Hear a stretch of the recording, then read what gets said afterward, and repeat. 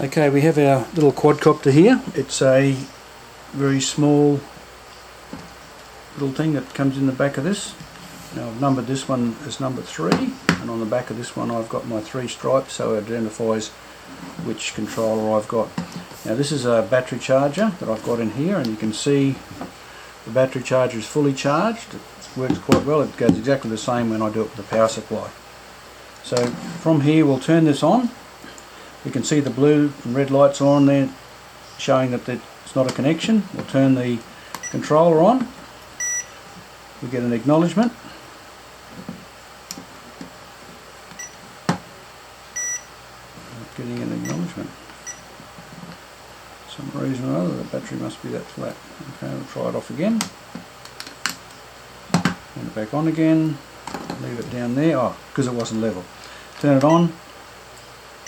Getting our acknowledgement. Full throttle. Back again to reset the throttle, and you should have power on. Power comes on. You can see it's gone to low voltage already. It will lift off the floor just ever so slightly, but that's full throttle. Now the battery's gone dead. So we'll turn that off. Turn that off. Plug it into our battery charger. Right, we'll turn the battery charger on. We'll see that the red light comes on to charge, stays on for a short time, and then goes out, which indicates that, well, it's fully charged. That's the indication I get.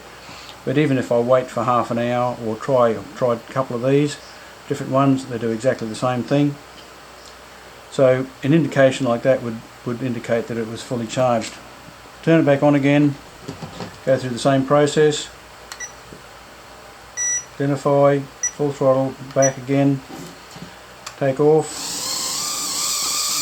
It goes up about that far before it actually, that's full throttle, and it's just going to stop again. So obviously there's something wrong with the battery.